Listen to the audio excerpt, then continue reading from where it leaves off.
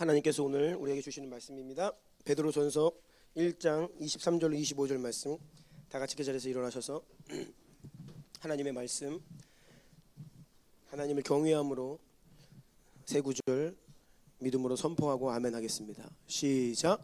너희가 거듭난 것은 썩어질 씨로 된 것이 아니요 썩지 아니할 씨로 된 것이니 살아있고 항상 있는 하나님의 말씀으로 되었느니라.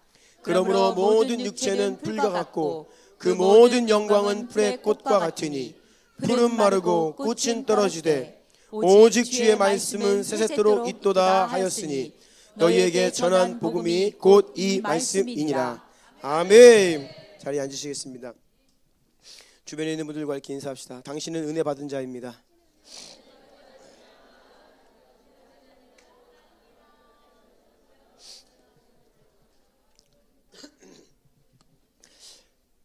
성도들은 가장 큰 사랑을, 가장 큰 은혜를 받은 자들입니다. 우리가 받을 수 없는 사랑과 은혜의 선물을 받았습니다. 받을 수 없는 것을 받은 자들이기 때문에 우리는 마땅히 기뻐할 이유가 있습니다. 하나님을 온 힘을 다해 찬송할 이유가 있습니다. 주님께 나와 예배드릴 때, 여러분, 예배드리는 것은 우리의 모습을 보면 우리가 예배드리는 하나님이 어떠한 분인지를 세상은 짐작을 합니다. 하나님이 받으시기에 걸맞는 예배를 드려야 됩니다. 최고의 예배를 드려야 됩니다. 건성으로 예배드리면 안 되고요, 그냥 어영부영 예배드리면 안 됩니다. 최선의 예배를 드려야 돼요. 한마디 한마디 고백을 그 가운데 우리의 마음을 전심을 담아서 올려드려야 되고, 주님을 찬양할 때에요, 주님 받으셔야 될 최고의 박수를, 영광을 받으셔야 됩니다. 사단이 그것을 빼앗아가고 있어요. 하나님이 받으셔야 될 영광을 가로채고 있잖아요. 그래서 얼마나 많은 세대들이, 젊은이들이 다른 곳을 향하여서 열광합니까? 다른 곳을 향하여 자신들의 막 그 갈망을 주고 박수를 다른 곳을 향하고 있고요. 환호성을, 어디에 가서 환호성을 지르고 있습니까? 다른 것이 아니라 주의 성전에서 하나님께 예배할 때에 우리의 모든 박수와 환호성을 받게 합당하신 우리 구주 예수 그리스도이십니다. 아멘. 그분께 받으시기 합당한 박수와 환호성을 올려드립시다. 할렐루야. 아멘.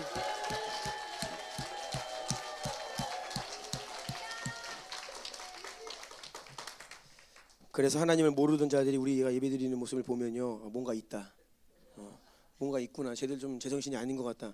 그리고 이게 정상이에요. 네. 예배를 지루해하지 마시고, 내 안에 교회 가는 게 좀 싫다, 지루하다, 따분하다, 예배드리는 이 시간이 도무지 무슨 시간인지 모르겠다, 빨간불 들어온 겁니다. 네.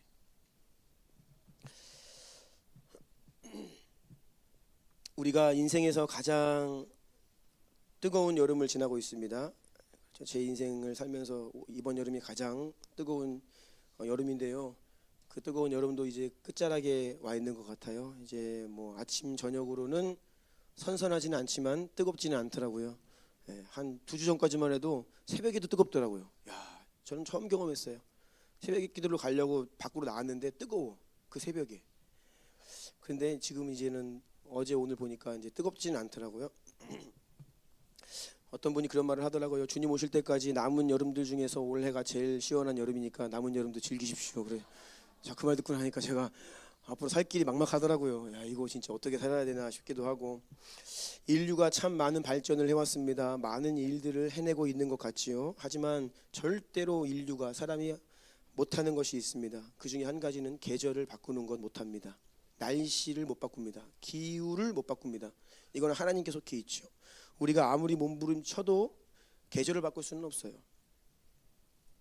지금 지구온난화와 이상기후, 또 자연재해와 같은 인류가 직면한 이러한 문제들 앞에서 우리는 겸손해야 합니다. 이 가운데 하나님의 뜻과 의중을 분별해야 되고, 우리가 어떤 시간을 지나고 있는지를 깨어 분별할 수 있어야 하겠습니다. 지구가 이렇게 왜 뜨거워지고 있느냐, 여러 가지 이유가 있겠지만 그 중에 한 가지는 인간의 탐욕 때문입니다. 하나님께서는 처음 이 세상을 창조하시고 사람을 창조하신 이후에 하나님의 선한 성품으로, 하나님의 형상대로 지음받은 사람이 하나님의 그런 성품을 가지고 이 땅을 잘 경영하도록 우리에게 위탁하셨습니다. 너희는 이것을 잘 경영해라. 그런데 타락한 사람들이 어떻게 했습니까? 탐욕으로 무자비하게 이 창조 세계를 망가뜨렸습니다. 그래서 어쩌면 그 대가를 우리가 이제 보고 있는 겁니다. 그래서 이 마지막 때는요, 이 시간 자체가 이 심판의 시간으로 들어가고 있는 거예요. 그동안의 인류 역사에 쌓여 있는 인간의 탐욕들, 하나님을 떠난 무자비했던 우리의 모습들에 대한 대가를 지금 치르고 있다라고 볼 수 있죠. 하나님께서 노아 홍수 이후에 이제 내가 다시는 물로 세상을 심판하지 않겠다. 그럼 성경은 마지막 때를 무슨 심판이라고 말합니까? 불로 심판한다 말씀하시죠. 제가 요한계시록을 잘 살펴보니까 7인과 7나팔과 7대접이 나오는데 그 차례대로 심판의 성격을 가지고 있는 재앙들입니다. 그런데 특별히 7나팔 보니까 7천사가 차례차례 한 나팔씩 불어요. 첫째 천사가 나팔을 부니까 불이 땅에 쏟아집니다. 그래서 그 불 때문에, 뜨거움 때문에 땅의 3분의 1이 타버려요. 수목의 3분의 1도 타버리고 각종 푸른 풀이 다 타버립니다. 둘째 천사가 나팔을 불자 불 붙는 큰 산과 같은 것들이 바다에 던져져요. 그래서 바다의 생물의 3분의 1이 죽어요. 그러니까 제가 보면 이거는 수온이 올라가는 그런 성격인 것 같아요. 그래서 이전에 살던 생물들이 막 죽는 것이죠. 셋째 천사가 나팔을 불자 횃불같이 타는 별이 하늘에서 떨어집니다. 그러니까 불타는 별이 떨어진다는 거예요. 다섯째 천사가 나팔을 불자 큰 화덕에서 연기가 올라와서 이 대기를 가득 채웁니다. 그러니까 이런 이미지를 보면서 정말 우리가 이 시간대로 들어가고 있구나라고 하는 위기의식이 더 드는 거예요. 여섯째 천사가 나팔을 부니까 2억 마병대, 군대의 수가 2억이에요. 전쟁이 벌어지는데 불과 연기와 유황으로 사람들이 죽어갑니다. 그러니까 기근, 전쟁, 불, 연기, 메마름 이것들이 다 이 뜨거워지고 불타오르고 이게 이제 하나님께서 마지막 때 행하시는 이 심판의 속성들이다라는 것을 알 수 있죠. 앞으로 지구는 더 뜨거워질 것입니다. 그리고 전문가들의 예측보다 훨씬 더 빠르게 뜨거워질 것입니다. 남극과 북극에 있는 이 얼음이 녹고 있는 속도가 훨씬 빨라졌지요. 상상할 수 없을 만큼 빠르게 녹고 있습니다. 더 더워지면 아마 제 예측은 이제 몇 년 안 돼서 우리나라도 여름에는 외출 못할 것 같아요. 다 실내에서 에어컨 틀고 있어야 될 것 같습니다. 그러면요, 실내에서 잠깐 시원할 수 있을지 모르지만 밖에는 더 뜨거워지죠. 그러니까 더 가속화되는 겁니다. 우리 모두가 이때에 각자 하나님 앞에 설 준비해야 됩니다. 이제는 다시는 시원한 시절 오지 않습니다. 이전 시절은 지나갔습니다. 이제 마지막 때 종말을 향해 가고 있는 거예요. 예수님 다시 오실 날이 카운트다운 간 겁니다. 그러면 어떤 준비를 해야 되냐면 하나님 앞에 설 준비해야 됩니다. 이제는 잘 먹고 잘 사는 게 아니라 하나님 앞에 섰을 때에 나는 어떠한 자로 설 것인가. 심판대 앞에 설 준비를 잘 해야 합니다. 어떻게 하면 잘 살아남을까가 아니라 믿음을 지키고 끝까지 사명 감당하면서 영광스럽게 주님 앞에 설 것인가를 고민해야 됩니다. 이것이 바로 최후 승리의 비결인 줄로 믿습니다. 우리는 지난 9번의 시간에 걸쳐서 성령의 일하심이라는 제목으로 말씀을 나누었습니다. 그 내용들을 제가 쭉 이제 보았더니 첫 주에는 성령 세례에 대해서 말씀을 나누었고요. 둘째 주에는 내주하시는 성령, 그리고 임하시는 성령. 셋째 주에는 그래서 우리의 내면에서 역사하시는 내적인 역사와 성령의 외적인 역사. 이어서 은사 중지론적인 신학이 무엇이 문제인가? 지금 한국 교회 안에 이 은사 중지론적인 이 전제를 가지고 프레임을 걸어서 성령의 역사가 있는 교회들을 이단 논쟁하고 막 이런 이 흐름들이 강하다고 했습니다. 그래서 그것이 무엇이 문제인지, 그것이 얼마나 비성경적인지를 말씀드렸습니다. 그래서 올바른 성경적인 균형 잡힌 성령론, 성령의 은사에 대한, 성령님의 일하심에 대한 것들을 살펴보았습니다. 그리고 방언과 예언 중심으로 은사를 깊이 살펴보았고요. 성령 사역의 3대 원칙 기억하시나요? 말씀 위에 서서 질서와 권위 안에서 사랑으로 행하라. 네. 이거 다시 복습해야 됩니다. 네. 말씀 위에 서서 권위와 질서 안에 사랑으로 행해야 된다. 이 세 가지 성령 사역의 원칙들 말씀드렸고, 마지막으로 9가지 성령의 은사들 중에 가장 최고의 은사는 무엇이다? 지혜의 말씀과 지식의 말씀. 이 두 가지는 말씀의 은사다 했습니다. 결국은 말씀이다. 성경 말씀이다. 진리의 말씀이다. 아멘. 네.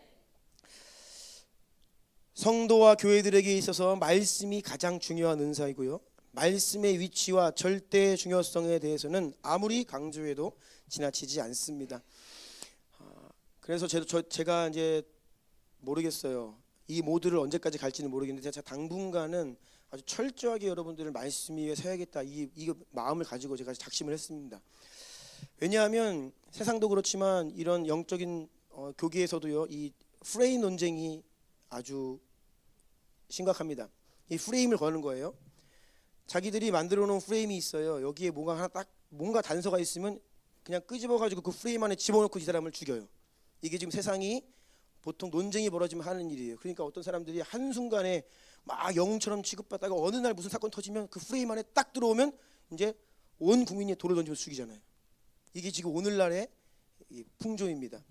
그런데 이 교회를 향하여서는 어떤 프레임이 있냐, 여러 가지 프레임이 있는데 그 중에 이제 한 가지가 가스라이팅이라고 하죠. 영어로 하자면 spiritual abuse, 그러니까 영적인 어떠한 학대다. 그런 프레임을 가지고 이제 교회를 공격합니다. 이게 무슨 말이냐?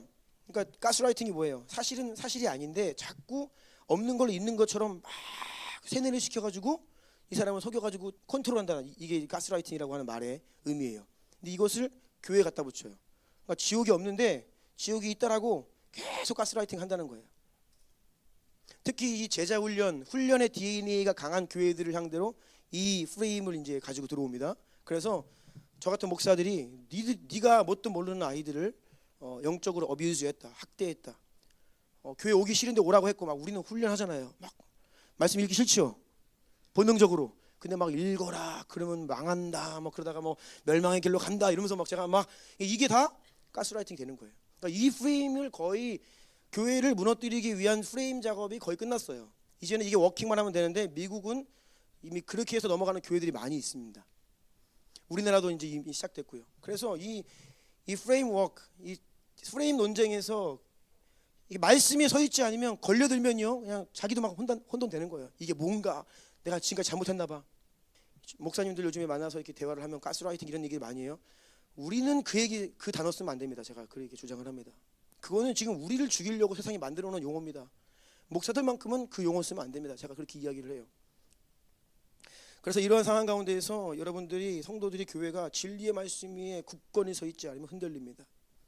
막 요동치고 막 화살이 날아올 때 이 진리의 방패를 들고 그리스도 반석 위에 서 있어야 되는데 막 여기서 저기서 흔들고 욕하고 비난하고. 그러니까 코로나 때도 마찬가지예요. 막 언론이 막 교회를 향하여서 뭐 코로나의 발원지인 것처럼 공격하고 흔들어대니까 여기저기에서 그래 예배 그만드리자, 모이지 말자 이런 얘기 했잖아요. 지나고 났더니 그게 얼마나 허황된 이야기였습니까? 우리 교회도 이게 한번 지나갔죠. 그게 우리가 잘못한 게 뭐 있어요? 근데도 우리 교회를 막 그냥 폐쇄시키고 얼마나 우리가 힘든 일을 당했습니까? 프레임이에요, 프레임. 그런데 세상은 그렇게 할 거예요. 많은 어려움들이 있을 겁니다. 중요한 것은 그 항복판에서, 그 폭풍과 휘몰아치는 항복판에서 성도 한 사람이 진리의 말씀 위에 자기 서 있어야 흔들리지 않는다는 거예요. 그렇지 않으면 그냥 바람처럼 무너지는 거예요. 휩쓸려 가는 것입니다.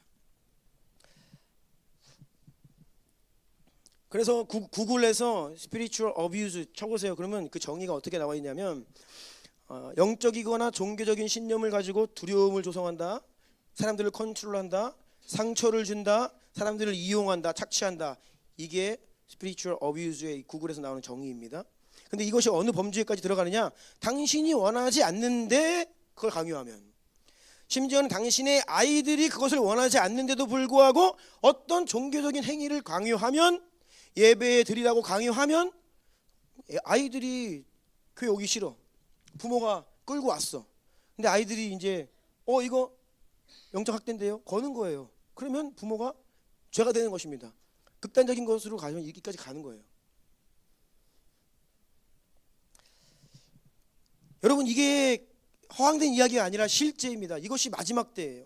마태복음 20장 21절 22절 보면 장차 형제가 형제를, 아버지가 자식을 죽는 데에 내주며 자식들이 부모를 대적하여 죽게 하리라. 또 너희가 내 이름으로 말미암아 모든 사람에게 미움을 받을 것이라.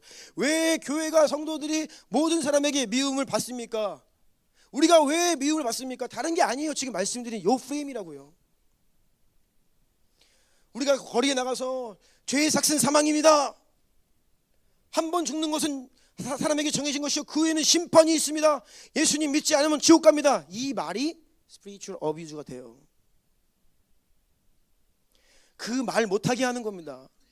그러니까 차별금지법 이런 법들이 이런 요소들이 있어요. 사람들에게 자꾸 두려움을 조성하고 사람들을 막 영적으로 심리적으로 학대한다는 거예요. 왜 없는 지옥을 있다 그러냐? 왜 잘 살고 있는 사람들에게 와가지고 거짓말하면서 협박하느냐? 그래서 왜 이들의 인생을 빼앗아가냐? 이렇게 이런 논리로 들어온다고요. 지금 막 제가 이런 얘기하니까 정말 그런가 봐. 막 그래요? 네. 이렇게 막 들어보세요. 그러면 막 헷갈리는 거예요, 사람들이. 형제가 형제를, 아버지가 자식을, 자녀들이 부모를 대적하여 죽게 하리라. 이것이 마지막 때에 예수님께서 말씀하신 현상들입니다. 마태복음 24장 9절로 12절도 같이 읽어볼까요? 시작. 그때 사람들이 너희를 환난에 넘겨주겠으며 너희를 죽이리니 너희가 내 이름 때문에 모든 민족에게 미움을 받으리라. 그때 많은 사람이 실족하게 되어 서로 잡아주고 서로 미워하겠으며 거짓 선지자가 많이 일어나 많은 사람을 미혹하겠으며 불법이 성함으로 많은 사람의 사랑이 식어지리라. 아멘. 모든 민족에게 미움을 받아요. 그러니까 전 세계가 교회를 향하여 하나가 된다는 거예요. 자, 파리 올림픽 말씀드렸습니다. 스포츠로 전 세계의 화합을 이루자 이 컨셉입니다. 스포츠 올림픽. 그런데 개막 행사를 보면 노골적으로 하나님을 향해 적대시하고 조롱하고 그런 동성애자들의 판이 돼버렸어요. 세상은요 지금 성소수자라는 이름으로 다 포옹하자, 하나가 되자, 인정하자 이렇게 가고 있습니다. 근데 유일하게 누가 반대해요? 교회가. 세상은요 세상의 스피릿으로 하나가 되어가고 있어요. 연대를 지금 형성해 가는 거예요. 그런데 교회가 그것을 반대합니다. 그러면 모든 민족에게 미움받게 됩니다. 이상한 집단이 돼요. 인류 평화를 방해하는, 인류가 하나 되는 것을 방해하는 아주 불순분자 같은 하나의 집단이 있는데 그것이 교회가 된다는 거예요. 여러분 그 시대가 이미 코앞까지 와 있습니다. 여기까지 와 있어요 지금. 이 코로나 사태를 통하여서 하나님은 교회들에게 이것들을 아주 강하게 말씀하셨습니다. 그런데 안타까운 것은 코로나 이후에 변화가 너무나 미미해요. 교회들이 깨어났다, 목회자가 깨어났다, 성도들이 깨어났다, 저는 잘 인식이 안 됩니다. 너무나 미미해요 변화가. 하나님은 너무나 강력한 메시지를 교회들에게 주셨는데 변화가 너무 없어요. 마지막 때에 내가 믿음을 보겠느냐 예수님 말씀하시잖아요.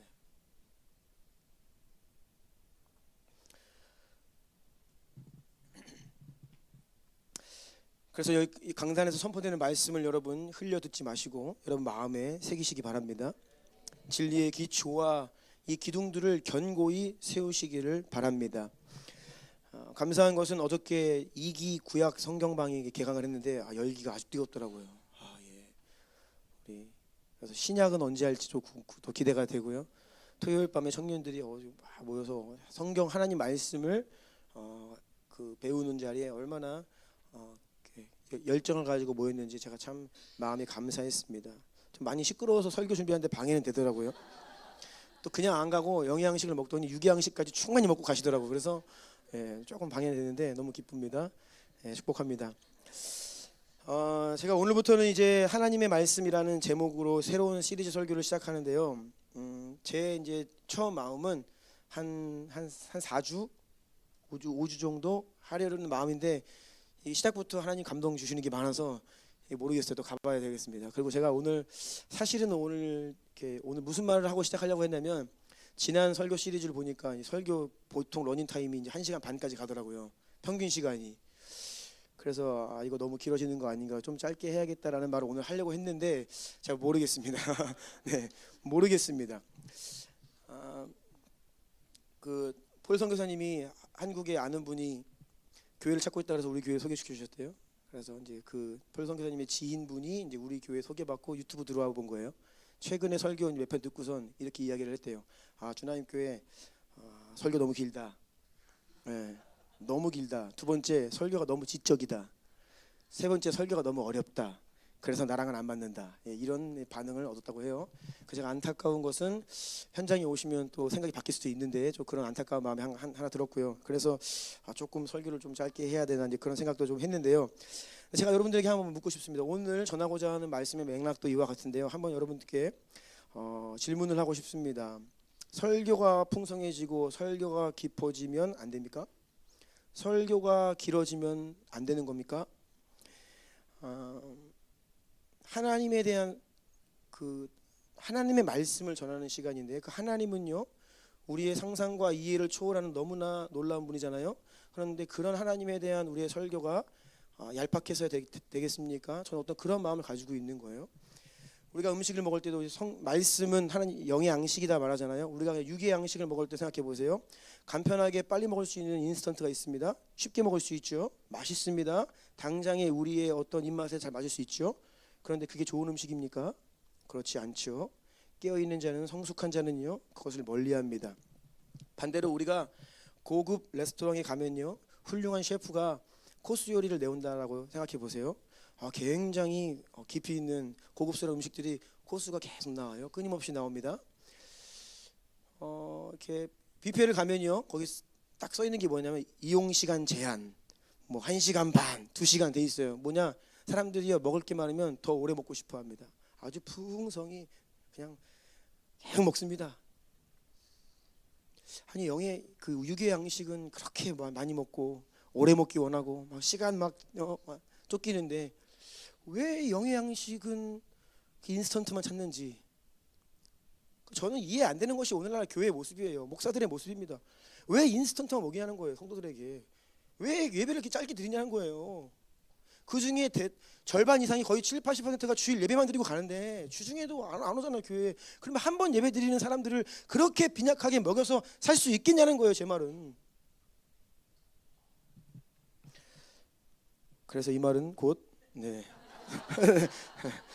짧게 하기가 힘들 수도 있다, 이제 그런 말씀을 드리는 거고요. 아무튼 그래서 오늘도 인트로가 벌써 20분이나 하신다네요. 네. 자, 빨리 들어가야 됩니다. 하나님 말씀 첫 번째 시간입니다. 제목을 같이 한번 읽어보겠습니다.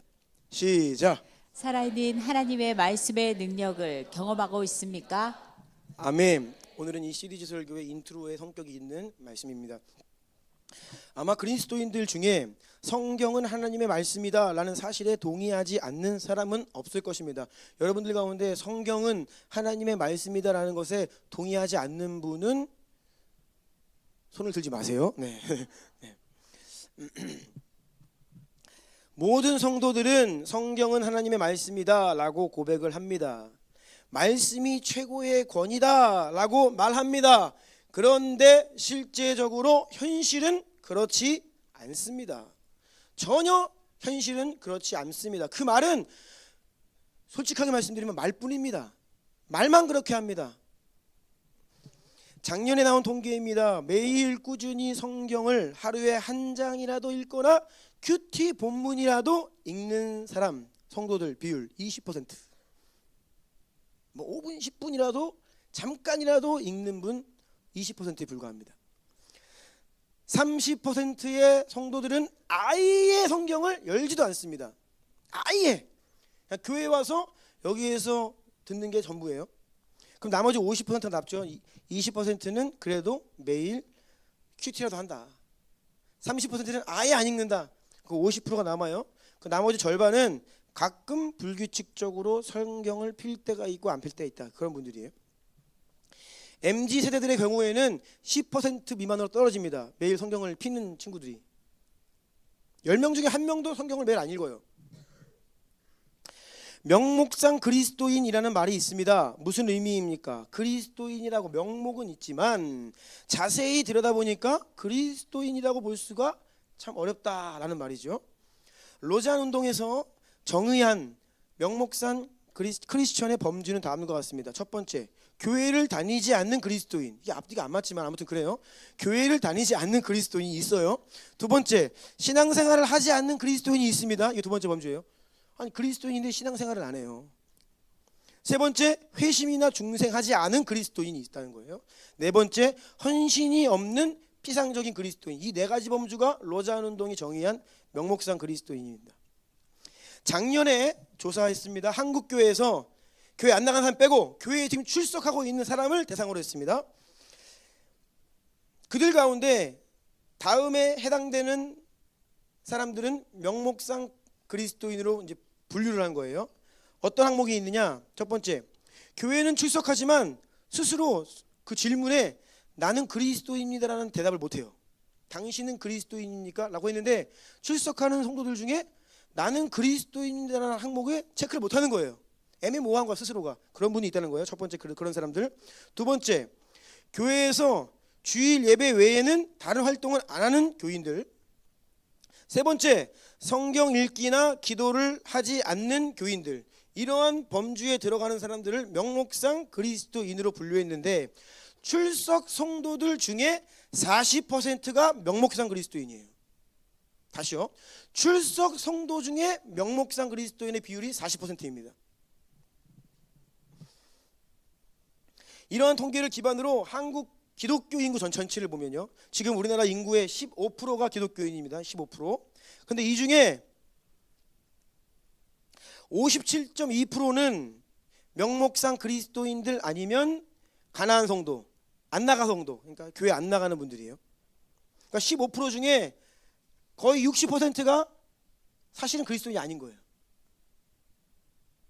그러면 지금 우리나라는 그래도 그리스도인인 것 같다라고 판단되는 사람들이 한 7%? 심각하죠.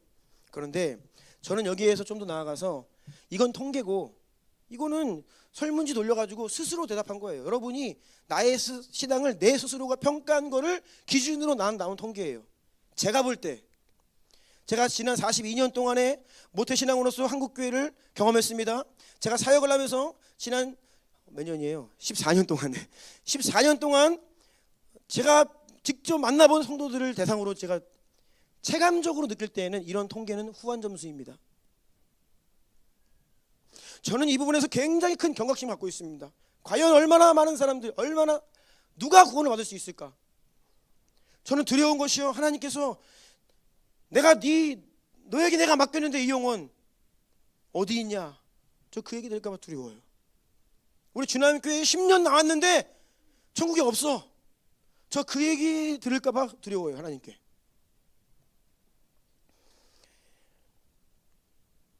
제가 몇 차례 이제 나눈 경험이 있죠. 제가 개척을 하기 전에 3년 동안 고등부 교육 전도사로 한 교회에서 사역을 했습니다. 그때 이 고등부에 스태프들이 있습니다. 선생님들이 와 계십니다. 그분들은요, 제가 볼 때 한국교회 안에서 상위 10% 안에 드는 분들입니다. 자, 교회에서 교회학교, 주일학교를 섬긴다는 것은요, 본인들의 본 예배 드립니다. 그리고 구역이나 셀그룹, 소그룹 예배 드립니다. 거기에 추가적으로 교회학교 와서 예배 드리는 분들이에요. 섬기는 분들이에요. 그러니까 굉장히 헌신된 분들이죠. 그래서 전체 성도들 중에서 한 상위 10% 안에 드는 좋은 믿음을 가진 사람들이 여기에 지금 스텝으로 교사로 와 있다라고 저는 봐요. 그 선생님들을 대상으로 제가 이제 경험한 것입니다. 저는 처음에 청소년 사역을 시작할 때 아주 소박한 목표가 있었습니다. 그것은 나는 매일 말씀을 읽고 매일 기도하는 청소년들을 만들겠다라고 하는 목표를 가지고 시작했습니다. 누군가가 들으면요, 무슨 믿음도 없어, 목표가 왜 이렇게 작아, 비전이 뭐 이렇게 초라해, 그럴 수 있죠. 아니, 사역을 시작하는데 저의 비전이, 저는 매일 말씀을 읽고 기도하는 청소년들 만드는 게 저의 꿈입니다, 비전입니다, 목표입니다, 이렇게 얘기한 거예요. 어떠한 무슨 배가 부흥을 이루겠다, 뭐 이 시대를 바꾸는 어떤 부흥의 세대를 내가 일으키겠다 한 것도 아닙니다. 매일 말씀 읽고 기도하는, 우리처럼 뭐 1시간 기도 이거 아닙니다. 그냥 성경 한 번 펼 수 있는, 5분이라도 기도할 수 있는 그런 청소년들 만들어 보겠다라는 목표를 가지고 시작했지만 잘 아시는 것처럼 저는 철저한 실패를 경험했습니다. 성경 읽기 운동을 시작했어요. 자, 우리가 이제부터 매일 성경 읽자. 그래서 1년에 1독 한번 하자. 그래서 1독하면 상 많이 주겠다고 했어요. 그래서 선생님들 먼저 모범을 보여야 되니까 딱 어떻게 했어요? 딱 대자보 붙이고 선생님들 이름 쫙 써가지고 창세기부터 계시록까지 선생님들이 먼저 다 본을 보이면서 이렇게 좀 비주얼하게 그게 선생님들이 잘 읽고 있다, 그러니까 너희들도 같이 읽자 보여주려고 붙여놨죠. 큰 실패였습니다. 현실을 전혀 모르는 저의 큰 실패였어요. 1년이 지났는데 하얘요. 일독하신 분 딱 한 분 계셨습니다. 총무 선생님. 3분의 2 정도 읽으신 분 계셨습니다. 부장 집사님. 나머지 선생님들 저기 창세기 출애굽기 아래 쫙 그냥 거기서 못 나와요. 모세오경을 살피 못하고 계십니다. 얼마나 부끄럽고 제가 충격을 받았습니다. 아니, 교회 안에서 구별된 상위 10%의 믿음을 가지고 있는 분들인 줄 알았는데 실상을 보니 그게 아닌 거예요. 저 웃고 계신 선생님 한 분 계십니다. 당시에 그 선생님 중에 한 분, 네, 계세요. 저기 한 분 계십니다. 네, 그 중에 한 분. 우리 주사님은 뭐 얼마나 읽으셨는지 기억은 잘 안 나지만, 네, 아무튼 계셔요 저기. 제가 그리고 나서 너무나 뒤늦게 이러한 글을 보았습니다. 마틴 로이드 존슨 목사님 책을 읽다 보니까 책에 이런 내용이 있더라고요. 이 세상에서 가장 어려운 일은 마음을 열고 성경을 읽는 것입니다. 이거를 제가 진짜 읽었어야 되는데 이걸 몰랐어요. 이게 그렇게 어려운지 몰랐어. 두 가지 의미가 있어요. 성경을 읽는 게 진짜 어렵다. 그런데 성경을 종교적으로 읽기가 쉽다는 거예요. 그래서 마음을 열고 진짜 성경 읽는 것은 세상에서 가장 어려운 일이다. 와, 그렇게 이야기를 했더라고요. 제가 몰랐어요. 몰랐어. 제 스스로가, 성도들이, 목회자들이 주님의 말씀을 기초로 해서 생각을 해야 되는데 그렇지 않은 게 너무 많아요. 성경은요, 우리에게 구원은 좁은 문이라고 이야기하잖아요. 그 길은 작고 좁고 협착하여 찾는 이가 없다. 구원은 여러분 좁은 문입니다. 좁은 길이에요.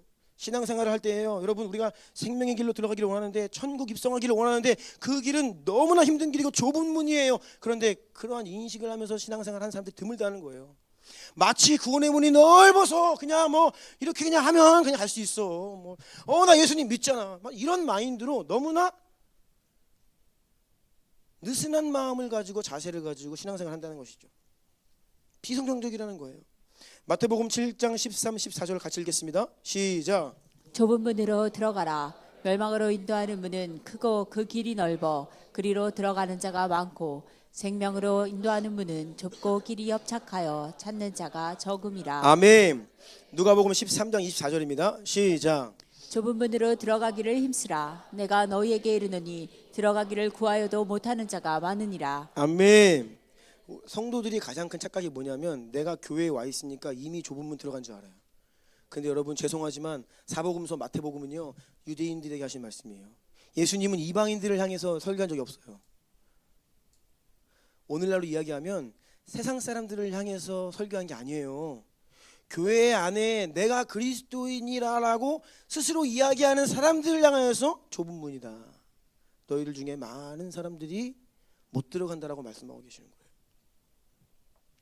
주님께서 좁은 문이다, 협착하다 이렇게 말씀하시는데 제가 착각을 한 거죠. 그게 그냥 쉬운, 넉넉히 들어갈 수 있을 줄 알았던 거예요. 쉽게 할 수 있을 줄로 생각했던 것이죠. 여러분, 구원을 우리가 생각으로, 지식으로 이해해서 받을 수 있다? 그렇게 하면 넓은 문이 됩니다. 하지만 예수 십자가의 복음을 단지 지식과 깨달음이 아니라 예수님의 길을 따라가야 된다라고 합니다. 예수님이 십자가를 지셨죠.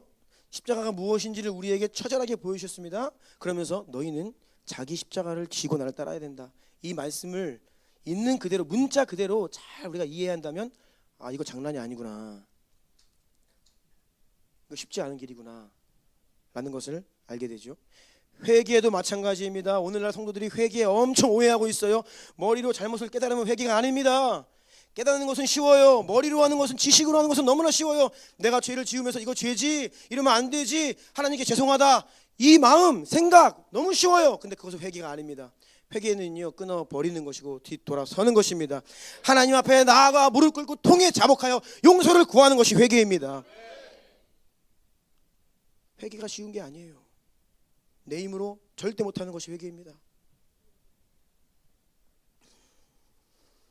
내가 알고 믿고 고백하는 나의 믿음을 지식이 아니라 입술만이 아니라 실제로 그것을 행하고 순종하면서 살아내야 한다라고 한다면 쉽지 않다는 것입니다. 여기에서 진짜와 가짜가 나뉩니다. 여기에서 명목상 그리스도인들과 진짜 성도들이 구분됩니다. 이미 퍼센테이지가 많이 줄어들어서 아까 말씀드린 것처럼 15%가 기독교인, 그 중에 60%는 명목상 그리스도인, 그럼 그 중에 40%가 뭐 진짜 성도일 수 있겠다 하지만 제가 볼 때는요 턱없이 부족합니다. 저는 성도들 치고 정말로 제대로 신앙생활하는 성도들 정말 별로 만나본 적이 없습니다. 드뭅니다. 어쩜 그렇게 세상과 똑같이 사는지 놀라울 정도로 성도 같지 않은 삶을 살고 있으면서 본인이 성도라고 착각을 합니다. 저는 구원의 기준을 몰라요. 나는 누가 천국 가고 지옥 간다 라고 말할 수 있는 자격이 없습니다. 하지만 제가 진리의 말씀을, 목사의 양심을 가지고 오늘날 현실을 보았을 때 정말로 심각해요. 정말로 심각합니다. 여러분, 머리에만 머무는 것은 믿음이 아닙니다. 제가 계속해서 줄곧 말씀드렸던 영지주의, 초대교회에 있었던 이단들, 영지주의가 뭡니까? 실제를 부인하는 빛으로 무언가 깨달음으로 구원받는다라고 주장하던 사람들이에요. 그런데 이 기독교 사전을 찾아보면 이 영지주의를 너무나 힘들게 어렵게 설명해놨어. 제가 다시 한번 어저께 사전을 좀 열어봤어요. 영지주의가 무엇인가 막 몇 페이지에 걸쳐가서 써놨는데 무슨 말인지 하나도 모르겠어요. 근데 제가 하나님께서 주신 지혜는 뭐냐면, 영지주의는 모든 것들을 관념으로, 철학으로, 지식으로 대체해놓은 이단이에요. 그래서 예수님이 이 땅에 육체로 오신 실제를 부인해요. 실제가 사라지는 거예요. 가장 영적이다 하는 사람들이 실제가 없어. 영육 이원론, 육은 악하다, 영적인 것만이 선하다 라는 생각을 가지고 있는 사람들이에요. 그래서 육신의 것들 다 부인해요. 영적인 것만 추구해. 막 깨달음과 막 신비주의. 그런데 그러면서 어떻게 해요? 결국에는 방탕한 길로 가요. 육은 악하다, 무시하는 거예요. 실제가 없는 거죠.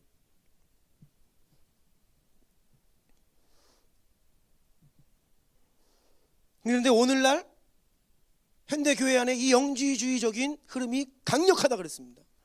다 복음을 들어봤고 세례문답하면 네, 예수님을 구주로 맞이하겠습니까? 네, 주님을 위해 살겠습니다. 네. 그런데 삶으로 들어가 보세요. 어디 예수님이 주인이냐고요. 자기가 주인이지. 그런 경우가 허다하다는 거예요. 이게 오늘날의 영지주의예요.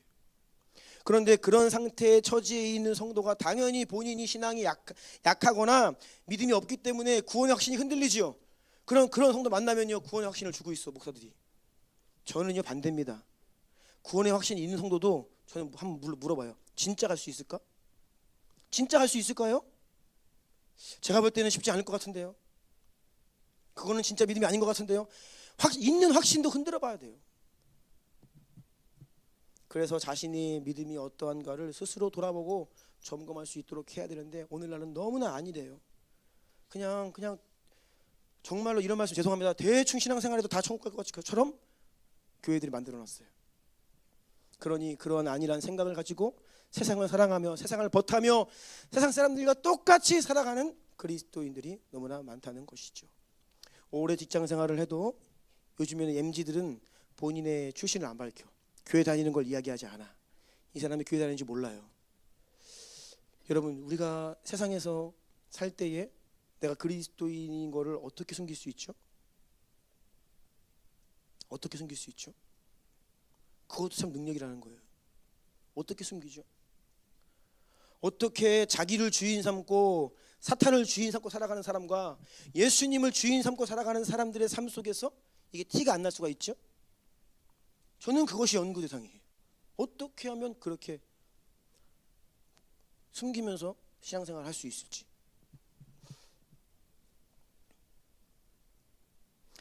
그래서 요한 서신을 보면요, 이러한 영지주의적인 강력한 초대교회 이단이 교회를 흔들고 있어요. 이러한 배경 하에서 요한 사도는 교회를 깨우기 위해 요한 서신을 쓴 겁니다. 요한 1서, 2서, 3서. 제가 몇몇 구절만 발췌해서 읽어드리겠습니다. 요한 1서 1장 1, 2절 함께 읽을까요? 시작. 태초부터 있는 생명의 말씀에 관하여는 우리가 들은 바요, 눈으로 본 바요, 자세히 보고 우리의 손으로 만진 바라. 이 생명이 나타내신 바 된지라. 이 영원한 생명을 우리가 보았고 증언하여 너희에게 전하노니 이는 아버지와 함께 계시다가 우리에게 나타내신 바 된 이시니라. 아멘. 1절 보면 자꾸 영지주의자들이 복음을 관념, 지식, 철학, 추상적으로 영적이다 하면서 실제를 없애버린 거예요. 그러니까 그게 아니다. 우리가 믿는 예수 그리스도는 그냥 지식이 아니라는 거예요. 복음은 지식이 아니라는 거예요. 실제라는 거죠. 우리가 그분을 보았고 눈으로 봤고 손으로 만졌고 2절 가면요, 나타내신 바 되니라. 우리와 함께 계셨다. 실제라는 것을 말씀하고 계시는 거예요. 자, 2장 3절부터 6절까지 가겠습니다. 읽겠습니다. 시작. 우리가 그의 계명을 지키면 이로써 우리가 그를 아는 줄로 알 것이요 그를 아노라 하고 그의 계명을 지키지 아니하는 자는 거짓말하는 자요 진리가 그 속에 있지 아니하되 누구든지 그의 말씀을 지키는 자는 하나님의 사랑이 참으로 그 속에서 온전하게 되었나니 이로써 우리가 그의 안에 있는 줄을 아노라. 그의 안에 산다고 하는 자는 그가 행하시는 대로 자기도 행할지니라. 아멘. 3절 뭐라고 나와 있어요? 그의 계명을 지키면 우리가 그를 아는 줄로 알 것이요. 뭐예요? 하나님을 안다, 하나님을 사랑한다. 그의 계명을 지키는 실제가 있어야 된다는 거예요. 4절 그를 아노라 하고 그의 계명을 지키지 아니하는 자는 거짓말하는 자요 진리가 그 성에 있지 않다. 지식으로 컨셉으로 신앙생활하는 영지주의자들아 너희들의 신앙은 가짜다라고 이야기를 하는 거예요. 5절 누구든지 그의 말씀을 지키는 자는 하나님의 사랑이 참으로 그 속에 온전하게 되었나니. 6절 그의 안에 산다고 하는 자는 그가 행하시는 대로. 그가 누구? 예수님이 행하시는 대로 너희도 행해라. 2장 29절로 갑니다. 시작. 너희가 그가 의로우신 줄을 알면 의를 행하는 자마다 그에게서 난 줄을 알리라. 아멘. 예수님이 의로우신지를 아느냐? 잘 안다. 그렇다면 너희도 의를 행하라. 이것이 믿음이다. 3장 3절입니다. 시작. 주를 향하여 이 소망을 가진 자마다 그의 깨끗하심과 같이 자기를 깨끗하게 하느니라. 누가 기준이냐? 예수님이 기준이에요. 예수님의 깨끗하심과 같이 자기를 깨끗하게 하는 사람이 믿음의 소망을 가진 자들이라는 것이죠. 기준이 어떤 다른 사람이 아닙니다. 예수님이 기준이에요. 3장 18절 19절 시작. 자녀들아 우리가 말과 혀로만 사랑하지 말고 행함과 진실함으로 하자. 이로써 우리가 진리에 속한 줄을 알고 또 우리 마음을 주 앞에서 굳세게 하리니. 아멘. 말로만 하지 말고 혀로만 하지 말고 행함과 진실함으로 해야 진짜다. 4장 20절 21절입니다. 시작. 누구든지 하나님을 사랑하노라 하고 그 형제를 미워하면 이는 거짓말하는 자니 보는 바 그 형제를 사랑하지 아니하는 자는 보지 못하는 바 하나님을 사랑할 수 없느니라. 우리가 이 계명을 주께 받았나니 하나님을 사랑하는 자는 또한 그 형제를 사랑할지니라. 아멘. 형제를 미워하면 이는 거짓말하는 자니. 제가 회심하기 전입니다. 회심하기 전에 교회에서 성경 공부하는데 이 구절이 나왔어요. 제가 회심을 하기 전에 이 말씀 보면서 나는 가짜네 생각했어요. 목사님께 가서 목사님 형제를 미워하면 거짓말하는 자라고 하는데 저는 미워합니다. 저는 가짜인 것 같습니다. 그랬어요. 제가 회심하기 전에 정직하게 이 말씀 보니까 제가 가짜더라고요. 하나님을 사랑하는 자는 또한 그 형제를 사랑할지니라. 요한일서 5장 3절입니다. 시작. 하나님을 사랑하는 것은 이것이니 우리가 그의 계명들을 지키는 것이라. 그의 계명들은 무거운 것이 아니로다. 아멘. 하나님을 사랑하시는 분은 아멘 하시기 바랍니다. 사랑하는 것은 뭐라고요? 그의 계명들을 지키는 것이다. 그의 계명은 무거운 것이 아니다. 요한 2서 1장 9절입니다. 시작. 지나쳐 그리스도의 교훈 안에 거하지 아니하는 자는 다 하나님을 모시지 못하되 교훈 안에 거하는 그 사람은 아버지와 아들을 모시느니라. 아멘. 하나님 말씀 안에 거해야 한다. 요한 3서 1장 3절 4절입니다. 시작. 형제들이 와서 내게 있는 진리를 증언하되 내가 진리 안에서 행한다 하니 내가 심히 기뻐하노라. 내가 내 자녀들이 진리 안에서 행한다함을 듣는 것보다 더 기쁜 일이 없도다. 아멘. 믿음의 다른 말은 진리 안에서 행하는 것입니다. 다시요. 따라해 보시겠어요? 진리 안에서 행함. 이것이 믿음입니다. 요한 3서 1장 11절 시작. 사랑하는 자여 악한 것을 본받지 말고 선한 것을 본받으라. 선을 행하는 자는 하나님께 속하고 악을 행하는 자는 하나님을 배웁지 못하였느니라. 아멘. 이게 요한 서신의 전반적으로 흐르는 맥락입니다. 자꾸 말만 하고 지식만 있다 이야기하고 그거 가짜라는 거예요. 그런 강력한 이 영지주의 이단의 가르침이 교묘히 초대교회에 들어와서 성도들을 흔드니까 이 요한 사도가 그거 가짜다, 그거 믿지 말아라, 그 말로만 하고 머리로만 하고 컨셉으로 신앙생활하는 것들 다 가짜다. 진짜는 사랑하는 거고 행하는 거고 하나님의 의로우심처럼 우리가 의를 행하고 그분의 거룩하심처럼 자신을 거룩하게 하고 세상과 구별하고 세상을 사랑하지 않고 이러한 실제가 진짜 믿음이라는 것을 반복적으로 이야기하는 거예요. 야고보서에서도 동일한 말씀을 하고 계시죠. 야고보서 1장 22절입니다. 시작. 너희는 말씀을 행하는 자가 되고 듣기만 하여 자신을 속이는 자가 되지 말라. 아멘. 얼마나 많은 오늘날의 성도들이 자신을 속이고 있습니까? 속고 있습니까? 듣기만 하고 행하지는 않죠. 행하려면 기억을 해야 되는데 기억을 못해요. 주일 설교를 듣고 기억을 못해요. 제가 지난주 더비 교회 연합하는 교회 한 교회 가서 목사님과 이제 교제를 했는데, 제가 전부터 우리 교회에서 왜 성경 그 주일 설교를 3번 반복해서 읽는지 훈련에 들어오신 분들에게 다시 설명을 드렸죠. 그동안에 제가 말씀 사역을 하는데 성도들의 마음이 마치 밑에 밑 빠진 독 같다. 항아리가 있는데 아래가 구멍이 뻥 뚫려 있는 거예요. 생수를 길어서 넣어줘도 들어가기가 무섭게 다 흘러가 버리는 거예요. 없어져 버리는 거예요. 생수를 길어주는 이유는 그것을 잘 간직하여 세상으로 나아가 힘들 때 떠마시고 죽어가는 사람들에게 생명수를 떠마셔 주라고 생명의 이 생명수를 부어주는데, 아래가 뻥 뚫려 있으니까 싹. 그래서 예배 끝나고 돌아갈 때 이미 없어. 오늘 설교 뭔지 몰라. 제목도 기억이 안 나. 기억나는 것은 목사님이 해주신 재미있는 예화 한 편. 그거는 생각나요. 근데 무슨 내용인지 잘 몰라요. 저는 그렇게 표현을 했는데 그 교회 목사님은 휘발성이라고 막 표현을 하시더라고요. 열심히 전하는데 휘발되어 사라져 버린대. 그래서 솔루션이 너무나 비슷한 거예요. 제가 놀랐어요. 제가 하는 진단과 그 교회가 하는 진단, 그 솔루션이 아주 비슷하더라고요. 그래서 제가 다시 한번 컨펌을 받았어요. 아, 이것이 오늘날의 진짜 성도를 훈련하고 만들기 위한 방법 맞구나. 다시 한번 확인을 받고 왔는데요. 여러분들 슬프시죠? 계속 그렇게 한대. 누가 또 그런 말을 괜히 해가지고 힘들다 또 그런 생각하시죠? 네, 아닙니다. 네.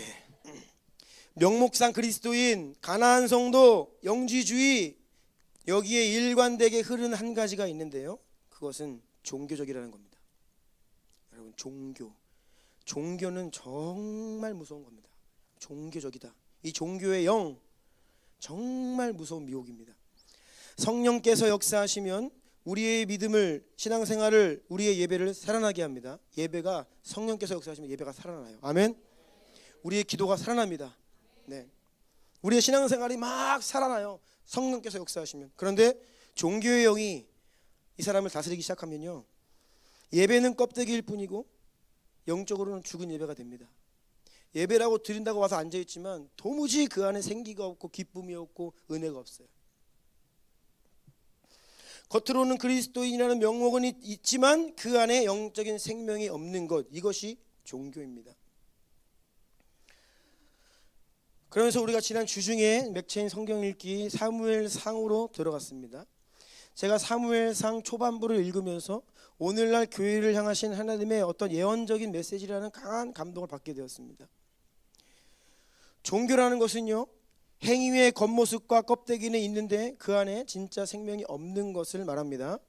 입으로는 신앙을 고백하고 입으로는 하나님을 부릅니다. 하지만 삶 속에 신앙의 실제가 없는 것을 종교라고 할 수 있어요. 예배는 드리지만 주님을 향한 사랑이 그 안에 담겨 있지 않아요. 주님을 향한 우리의 마음, 하트가 없는 거예요. 그런데 이 종교라고 하는 것에 대한 다양한 양상이 있다는 것을 하나님께서 제게 어떤 감동을 주셔서 깨닫게 되었어요. 그것을 좀 나누려고 합니다. 성경이 하나님의 말씀이다 라고 믿는다고 말하지만 성경을 읽지 않는 사람이 있어요. 종교적인 사람이에요. 왜요? 신앙 고백의 겉은 있는데 내면은 실제가 없는 거예요. 성경이 하나님의 말씀인데 안 읽어요? 종교적인 거예요. 그게 바로 실제가 없지요. 입술만 있는 거예요. 그런데 더 무서운 종교적인 사람이 있습니다. 그것은 성경을 열심히 읽는데 그 안에 생명이 없는 경우도 있어요. 이것도 종교입니다.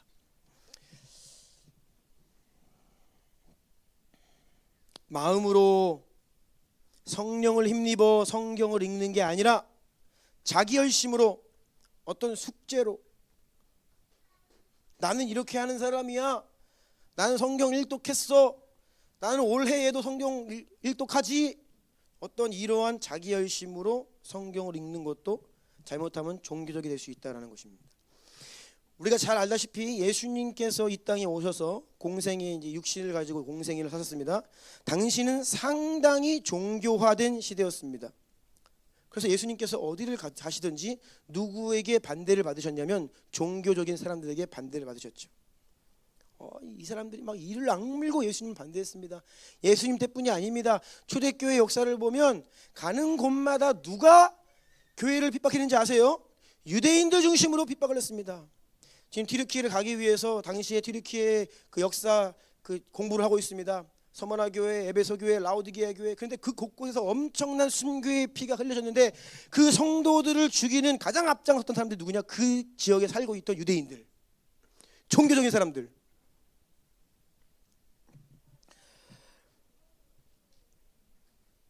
마태복음 9장 35절 36절입니다. 시작. 예수께서 모든 도시와 마을에 두루 다니사 그들의 회당에서 가르치시며 천국 복음을 전파하시며 모든 병과 모든 약한 것을 고치시니라. 무리를 보시고 불쌍히 여기시니 이는 그들이 목자 없는 양과 같이 고생하며 기진함이라. 아멘.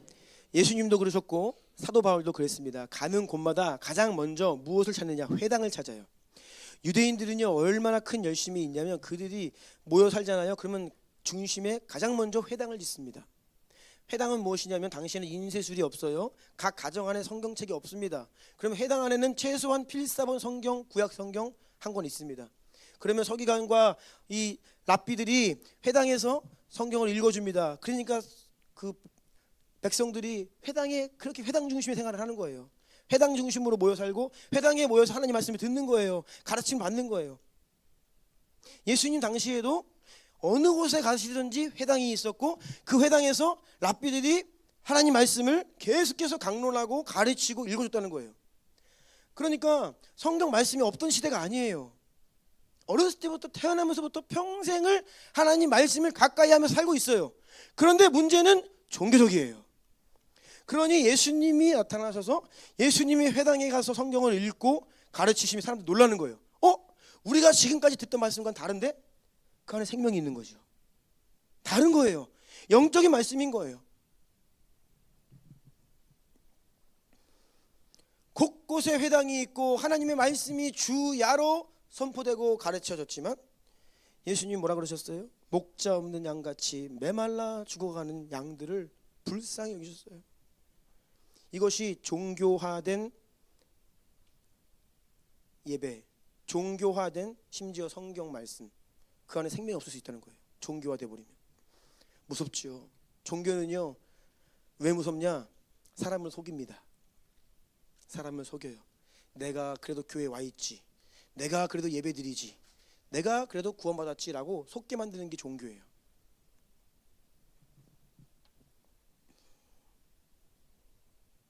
그래서 예수님 당시에는 말씀을 멀리하는 종교화가 아니에요. 하나님 말씀이다라고 이야기는 하지만 하나님 말씀에 관심이 없는 그런 유형의 종교화가 아니었고 하나님의 말씀을 가까이 했지만 그 안에 생명이 없던 유형의 종교화였다는 것입니다. 종교개혁 시대, 중세 시대에도 마찬가지이죠. 당시에 교회 건물이 없었습니까? 예배가 없었습니까? 아니지요. 곳곳에 가장 화려하고 아름다운 예배당 건물이 있었습니다. 그리고 매일매일 예배가 올려졌습니다. 다만 그 안에서 선포되는 말씀에 생명이 없고 영적인 실제가 없었던 것이죠. 사무엘상 초반부에 보면요 사사 시대의 끝자락입니다. 엘리가 대제사장으로 사사로 섬길 때의 일이에요. 영적으로 정말 어둡죠. 사무엘상 2장 12절 같이 읽어볼까요? 시작.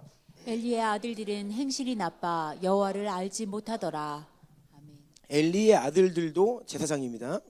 오늘날 교회로 말하자면 저처럼 예배를 인도하고 하나님 말씀을 전하고 가르치는 목사, 풀타임 사역자라고 할 수 있습니다. 문제는 그들이 여호와를 알지 못해요. 태어나면서부터 평생 하나님을 섬겨요. 하나님을 제사합니다. 말씀을 가르치는 사람들이에요. 그런데 하나님을 알지 못해요. 종교화된 것입니다.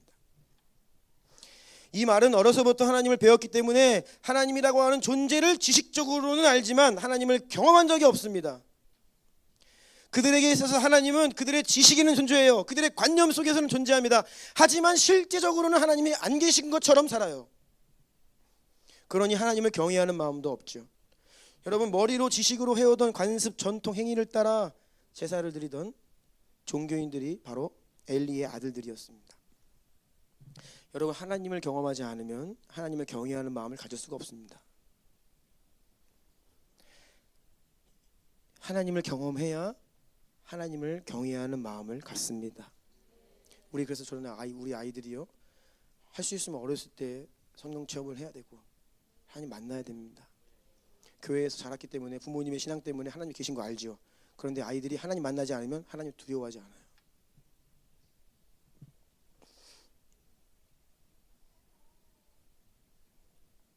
엘리의 아들들이 어떻게 했습니까? 백성들이 하나님께 제사를 드리기 위해 제물을 가지고 오면 그들의 관심은 그것을 가지고 하나님께 나아가 온전한 제사를 드리는 것에 있지 않았어요.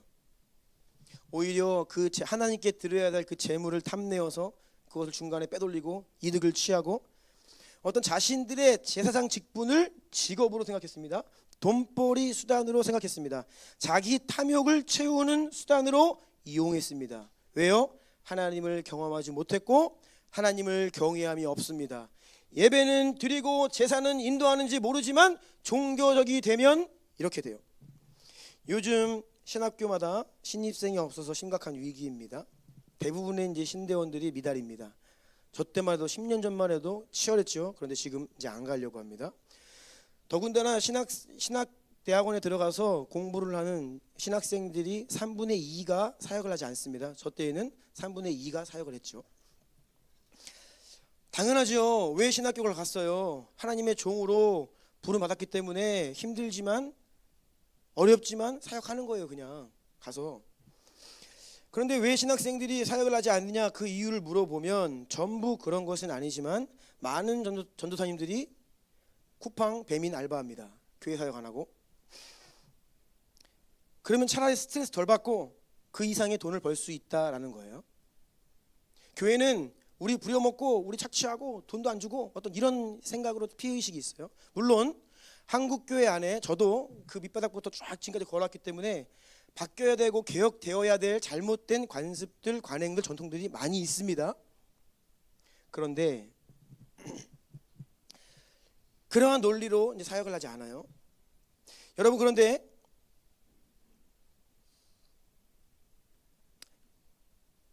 단순히 알바에서 100만 원 버는 것과 하나님의 종으로 부름받아 교회에서 맡겨진 영혼들 돌보고 섬기고 그들에게 말씀으로 양육하고 그러면서 소정의 사례비로 작지만 100만 원을 받았다라고 해보세요.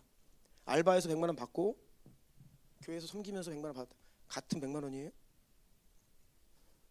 그런데 이게 세상의 논리로 보는 거예요. 이거는 돈으로 이게 가늠할 수 있는 액수가 아닙니다. 이러한 돈의 논리, 세상의 논리로 생각하면요, 150여 년 전에 우리나라에 의사 선생님들 선교사로 못 옵니다. 그분들이 엘리트였습니다. 미국에서 귀족 가문 출신들입니다. 왜 옵니까? 미국에 남아서 의사하면 돈 많이 버는데 돈 보고 오는 거 아니잖아요. 그거는 세상 논리잖아요. 내가 하나님께 부름받았다라고 할 때에 이 부름받은 그 하나님의 사역에 대한 가치는요, 돈으로 평가할 수 없는 거예요. 그래서 저도 힘들었어요. 어려웠죠. 지금 생각하면 어떻게 살았을까 싶어요. 그런데도 하나님 바라보면서 주님 붙들고 그냥 그 시간을 이겨낸 거예요.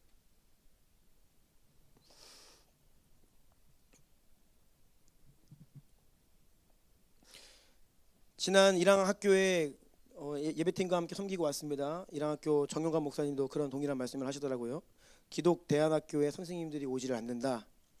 학교 운영이 쉽지 않다는 말씀을 하십니다. 왜냐하면 운영이 쉽지 않기 때문에 사례비를 넉넉히 드리지 못한다는 거예요. 그래서 사명감을 가지고 있지 않는 이상은 오기가 어렵다는 거예요. 왜냐하면 세상에서 일하면 그만큼 그 이상의 돈을 받기 때문에 돈의 논리로 생각을 하면 올 사람 한 명 없다는 것이죠.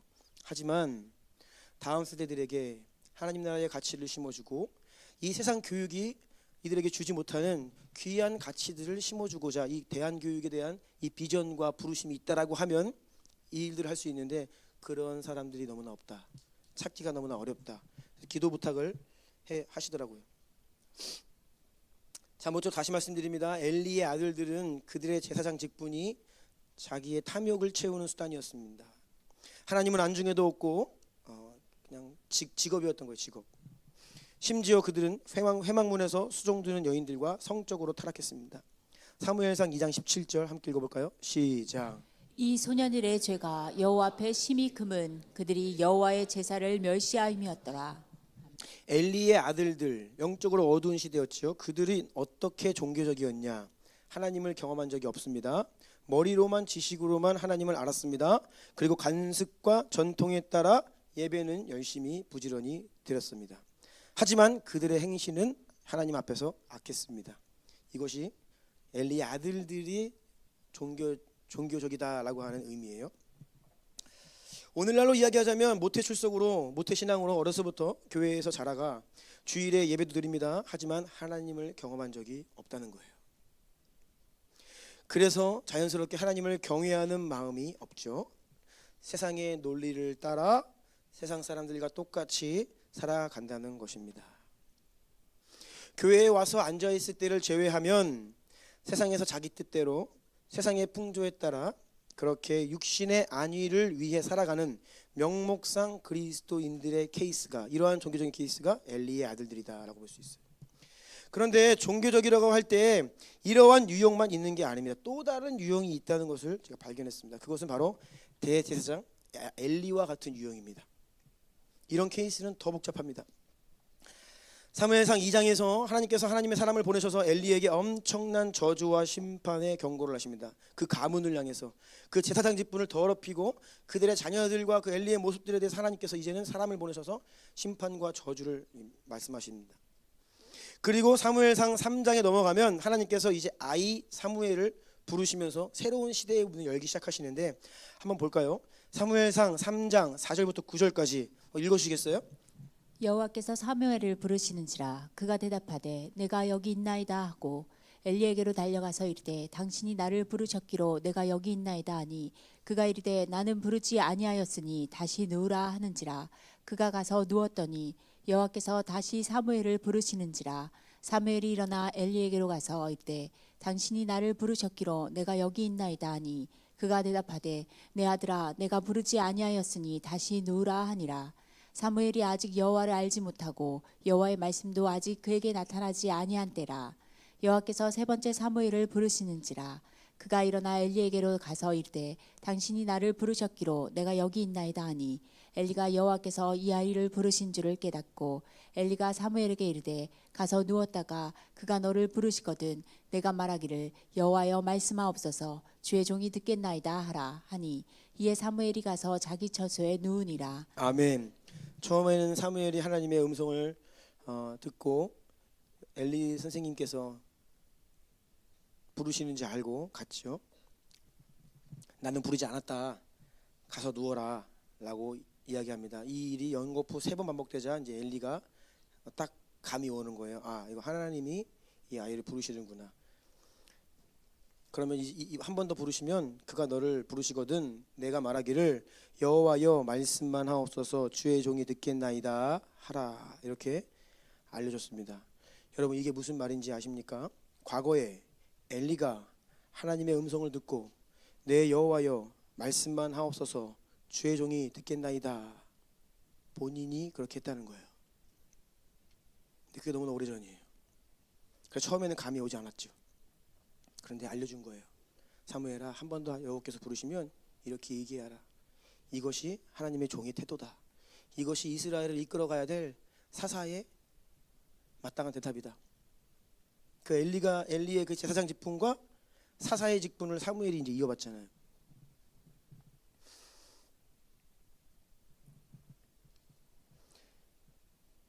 엘리는 한때 하나님께 붙들려 쓰임 받던 자입니다. 그런데 지금은 종교적이 돼 있어요.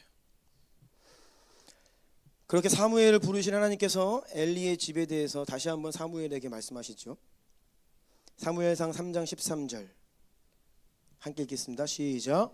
내가 그의 집을 영원토록 심판하겠다고 그에게 말한 것은 그가 아는 죄악 때문이니 이는 그가 자기의 아들들이 저주를 자청하되 금하지 아니하였음이니라. 자, 하나님께서 사무엘에게 하신 말씀이에요. 엘리의 집을 이제 심판하시겠다 말씀하시는데 그가 아는 죄악 때문이다. 여러분 잘 보세요. 그가 아는 죄악 때문이다.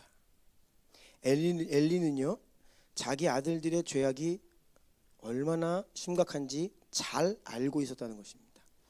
그것이 하나님 앞에서 얼마나 큰 죄악이고 그것으로 인해 어떠한 저주와 심판을 받게 될지 너무나 잘 알고 있었다는 것입니다.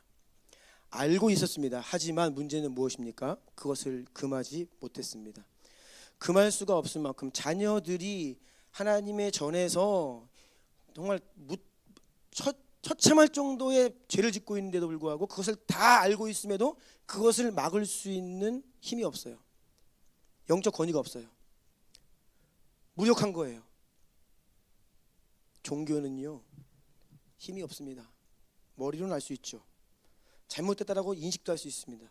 그런데 죄로부터 돌이키게 할 능력이 없어요. 권위가 없어요. 무능력하고 무기력해져 있습니다. 그래서 하나님께서 그가 너무나 잘 알고 있는 죄악 때문이다. 이미 엘리도 알고 있다 이런 말씀이시죠. 하나님께서 사무엘에게 말씀하신 엘리 가문에 대한 심판과 저주의 말을 엘리 제사장이 듣습니다. 사무엘이 처음에는 무서워서 말 못한다 그랬어요. 그런데 그래도 얘기해라 하니까 사무엘이 있는 그대로 다 말씀드렸습니다. 이 말을 들은 엘리 제사장의 반응을 볼까요? 사무엘상 3장 18절 시작. 사무엘이 그것을 그에게 자세히 말하고 조금도 숨기지 아니하니 그가 이르되 이는 여호와이시니 선하신 대로 하실 것이니라 하니라. 그런 엄청난 저주와 심판의 경고를 듣고서 한다는 말이 하나님은 선하십니다. 주의 뜻대로 될 것입니다. 너무나 종교적인 반응을 하고 있어요. 하나님은 선하십니다. 그의 뜻대로 될 것입니다. 어떻게 이렇게 태어날 수가 있죠? 벌벌 떨며 살려달라고 울며 불며 매달리고 애원해도 부족한데 입술로는요 늘 평생 그래왔듯이 하나님의 선하심을 고백합니다. 하나님은 위대하십니다. 하나님은 선하십니다. 하나님의 뜻을 이루십니다. 하지만 거기 안에는 회개하거나 돌이킬 수 있는 능력이 없어요. 그들의 자녀를 죄악으로부터 돌이킬 수 없는 영적인 무기력함, 무능력, 이것이 종교적인 또 다른 모습, 또 다른 유형입니다. 여러분 복음은 능력 아닙니까? 아멘. 하나님 말씀 능력 아닙니까? 죄로부터 나를 건지고 변화시키고 구원하시는 하나님의 능력 아니겠습니까?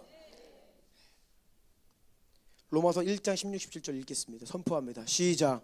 내가 복음을 부끄러워하지 아니하노니 이 복음은 모든 믿는 자에게 구원을 주시는 하나님의 능력이 됨이라. 먼저는 유대인에게요 그리고 헬라인에게로다. 복음에는 하나님의 의가 나타나서 믿음으로 믿음에 이르게 하나니 기록된 바 오직 의인은 믿음으로 말미암아 살리라 함과 같으니라. 아멘.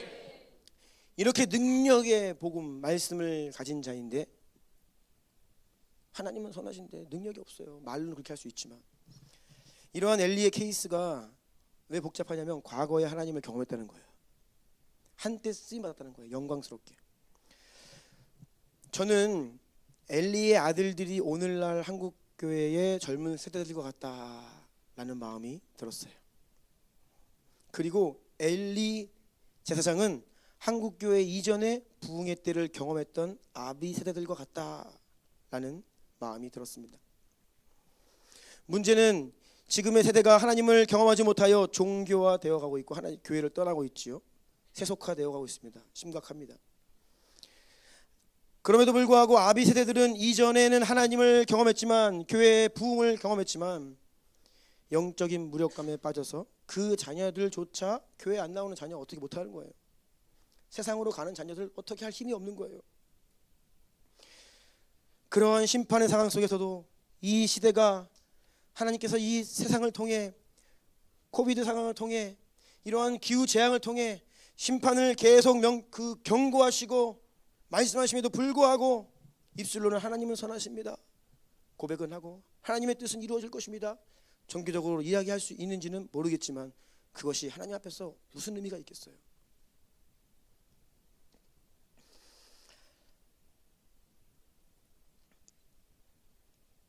그동안 한때 자신의 모든 것을 교회에 다 바쳐서 교회에 세우고 교회의 부흥의 때에 쓰임 받다가 그런 위대한 하나님의 종이 마지막 때에 그것과는 잘 어울리지 않는 모습 때문에 사회적으로도 교계 안에서도 참 많은 논란이 있었습니다. 사람들이 해석이 안 돼요. 아니 도대체 그럼 이분과 함께 하신 분은 하나님 아니야? 너 어떻게 이렇게 되지? 저는요 정말로 위대한 하나님의 종이었는데 제가 기대감을 가지고 어떤 예배를 갔습니다. 그분이 설교셨어요. 어르신입니다. 한국교회에서 정말 유명한 분이고 영적인 분이라고 알려진 분이에요. 정말 기대하는 마음으로 설교 자리에 앉았는데 그분이 설교를 하시는데 얼마나 설교를 그렇게 가볍게 종교적으로 하고 마치시던지 제가 정말로 큰 실망을 했던 적이 있습니다. 내가 아는 분이 아닌데 뭐지 이거? 우리는 이러한 일들을 너무나 많이 목격하고 있어요. 하나님을 경험한 적이 없는 이 세대도 이전에 하나님을 깊이 경험했지만 이제는 그 불이 다 꺼져버린 엘리의 세대도 결국 종교화에 무너진 거예요. 헌부대로 옛부대로 전락해 버린 거예요. 거기에는 새술이 보실 수가 없어요. 생명력을 잃어버린 것입니다. 그리고 한 가지 지금 계속 종교에 대해서 말씀드리고 있어요. 겉모양만 있고 명목상만 있고 내용이 없고 실제가 없고 생명이 없는 그 종교의 문제점, 특징 한 가지 따라해 보세요. 신앙의 전수가 일어나지 않는다. 믿음은 주님을 향한 사랑은 그 속성상 옮겨붙게 돼 있어요. 전해지게 돼 있습니다. 내 안에 생명이 왔잖아요. 이 복음이 진짜잖아요. 이 복음이 능력으로 역사하잖아요. 그럼 반드시 옮겨붙게 돼 있어요. 흘러가게 돼 있습니다. 그런데 종교화된 믿음은 흘러가지 않아요. 자녀에게 흘러가지 않습니다. 옆에 있는 이웃들에게 흘러가지 않습니다. 다른 민족에게 흘러가지 않아요. 종교화된 교회는 복음을 못 전해요. 전도를 못 해요. 나를 통해서 믿는 자가 나오지가 않아요. 이유가 무엇입니까? 종교화되어서 그래요. 그런데 우리는요 이것이 너무나 일상이 되어 있어요. 왜요? 한국 교회는 지금 종교화되어 있기 때문에. 여러분 우리가 정말로 복음 전하면서 얼마나 많은 영혼들을 구원해 왔습니까? 희귀한 일이 되어버렸습니다. 복음을 전하는 것조차 부끄럽고 어려운 일이 되었고 복음을 전해도 믿지 않고 신앙의 전수가 잘 일어나지가 않아요. 너무나 많은 가정들의 자녀들이 주님을 떠납니다. 많은 교회가 있지만 선교의 삶을 감당하는 교회는 소수에 불과합니다. 생명이 있으면 생명은 흘러가게 돼 있어요. 그런데 생명이 없는 거예요.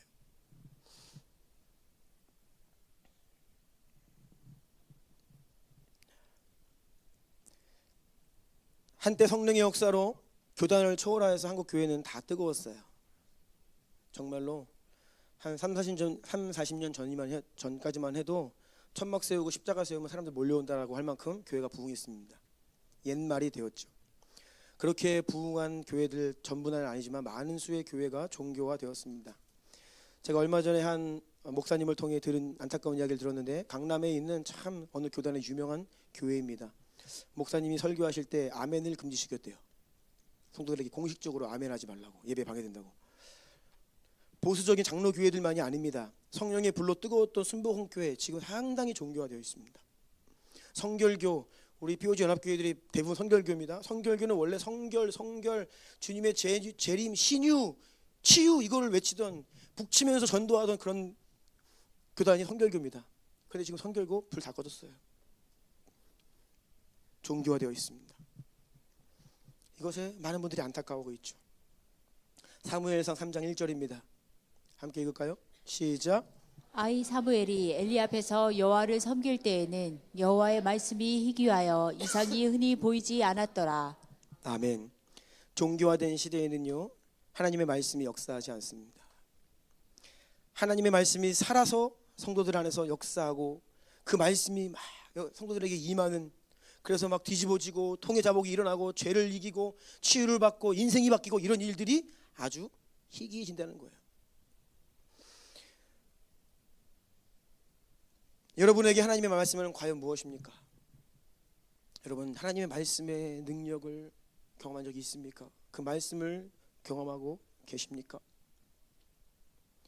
우리는 하나님께 간절히 기도해야 됩니다. 우리가 지금 종교화된 시대를 살고 있고 내가 종교화된 목사예요. 복음이 능력이고 실제라고 하는데 우리는 너무나 연약해요. 내 안에 예수님 와 계시다 이야기하고 성령님 나와 함께 하신다 이야기하고 복음은 능력이다라고 이야기하지만 우리는 복음을 부끄러워하고 그 복음이 너무나 초라해진 현실을 살고 있어요. 무엇이 문제입니까? 하나님이 문제입니까? 그렇지 않죠. 우리의 모습이 겉모양은 있는데 그럴싸한 형식은 있는데 이 안에 생명을 잃어버린 거예요. 다시 한번 주님께로 돌아가야 됩니다. 하나님 말씀으로 돌아가야 합니다. 하나님 말씀이 우리 안에 살아 역사해야 합니다. 예배팀 나와주시겠어요?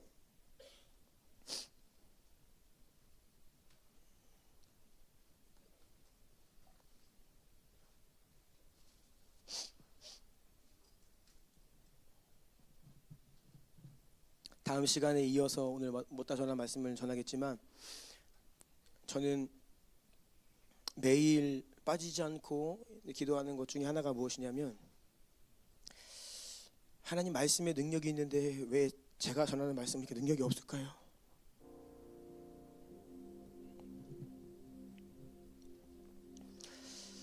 예수님은 가시는 곳마다 고치고 살리고 먹이고 소망을 잃은 자에게 막 생명을 주시고 예수님만 만나면 막 인생이 바뀌고 그런데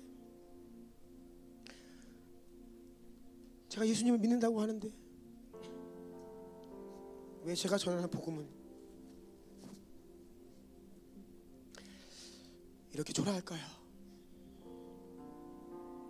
사도 베드로는 성령의 감동으로 복음을 힘있게 전하자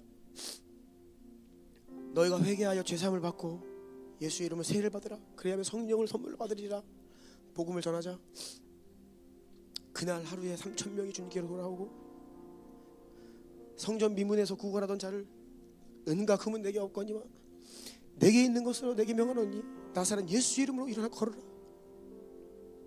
그 먹고 던 자가 일어났습니다. 그러자 수많은 사람들이 모여들어서 이것이 무슨 일인가 했을 때에 베드로가 복음을 전해요. 그날 남자의 수만 5,000명이 돌아왔다 이렇게 기록되어 있습니다. 하나님 사도 베드로와 같은 그런 권능이 교회에 회복되어야 됩니다. 너무나 많은 영혼들이 아파하고 병들어 있고 온갖 문제와 상황에 눌려 요리 방황하고 있어요. 그런데 주변에 교회는 너무나 많지요. 그런데 과연 이 많은 교회들이 이렇게 고통하고 있는 사람들을 얼마나 살리고 있는가 라고 했을 때 너무나 주님께 죄송하고 부끄러워요. 하나님 우리가 하나님 성경은 하나님 말씀이다라고 말은 했지만 또 열심히 읽는다고 읽었는데 정작 그 안에 생명이 없고 생명이 너무나 미미한 그러한 종교화된 시대를 살고 있는 저희를 불쌍히 여겨 주시옵소서. 다른 교회 다른 사람들 이야기할 거 없습니다. 내가 그런 자입니다. 우리 교회 주님 긍휼과 자비 베풀어 주시옵소서. 먼저 제 안에 하나님의 말씀이 하나님의 음성으로 임하게 하여 주시옵소서. 제가 23살에 회심했는데 당시에 이사야 41장 10절 말씀이 하나님의 음성으로 들렸어요. 그 말씀이 어떤 목사님을 통해 제게 선포되는데 그게 사람의 말이 아니라 하나님의 음성으로 들렸어요. 저는 그 한 구절 저에게 하나님의 음성으로 들려서 제 인생 바뀌었어요. 아, 하나님 살아계시는구나. 그 한 말씀 내게 하나님의 음성으로 들려지니까 제가 인생을 드릴 수 있겠더라고요. 우리가 이런 역사가 우리 가운데 일어나야 됩니다. 매일 성경을 읽을 때 주일에서 선포되는 말씀을 통해 또 계속해서 성도들을 통하여서 주님 말씀을 들을 때에 내 안에 이것이 사람의 말이 아니라 그냥 글이 아니라 그냥 책이 아니라 살아있는 하나님의 능력의 말씀으로 들려지게 하옵소서. 그래야 내가 변화되게 하소서. 내 마음이 새로워지게 하소서. 내 인생이 송두리째 변화되게 하여 주시옵소서. 말씀과 성령의 사람으로 변화되어서 이제는 그 생명이 나를 통하여 흘러가는 영혼들이 살아나는 열방이 축복을 받는 그 아브라함의 부르심이 내 안에 이루어지게 하여 주시옵소서. 우리 한번 오늘 주시는 말씀 그 말씀 붙들고 한번 주님께 은혜를 구하면서 우리를 불쌍히 여겨주십시오. 우리가 사사시대의 끝자락 영적으로 어두웠던 엘리 제사장의 시대를 살고 있나이다. 주여 불쌍히 여겨 주시옵소서. 하지만 말씀이 희귀했던 그때에 사무엘에게 찾아오신 그 하나님, 우리에게 다시 한번 찾아와 주시옵소서. 불과 같은 성령의 역사로 찾아와 주시옵소서. 하나님의 말씀이 우리에게 선포될 때에 살아 능력으로 역사하여 주시옵소서. 우리 이런 마음으로 두 손 들고 주의 이름으로 기도합시다. 주여!